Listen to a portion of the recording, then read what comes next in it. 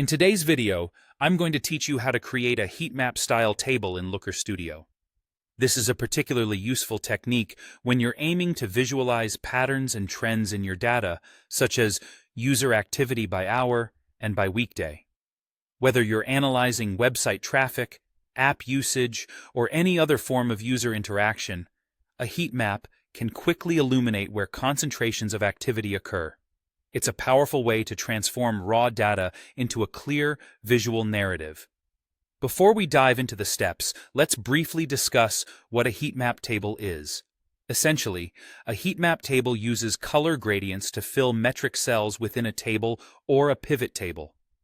This allows you to easily distinguish high values from low ones at a glance, making it an excellent tool for visualizing trends like how your web traffic fluctuates throughout the day.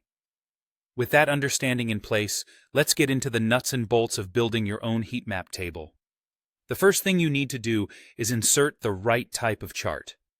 In Looker Studio, you have two options, either a pivot table or a regular table, depending on how you wish to lay out your data. For a heat map style layout, which typically involves a comparison like hours versus days, a pivot table is your go-to option.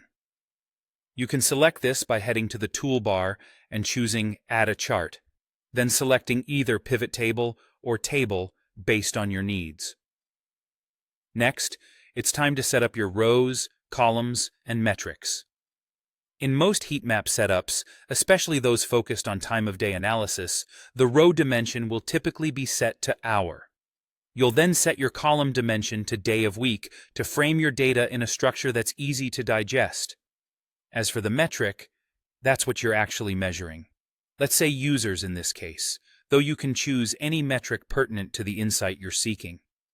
It's crucial to sort your rows and columns logically, meaning arranging your days from Monday to Sunday and your hours from 0 to 23, ensuring a flow that mirrors a standard calendar and clock sequence, which makes analysis more intuitive. The final major step is applying your heat map styling.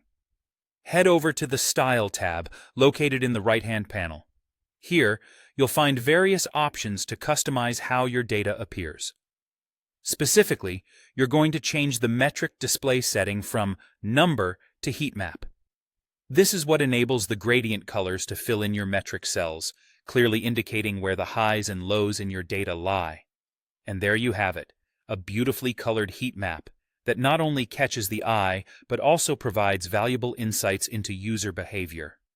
By following these steps, you've used Looker Studio to turn a raw data set into an engaging visual tool, aiding in making data-driven decisions more effectively and easily.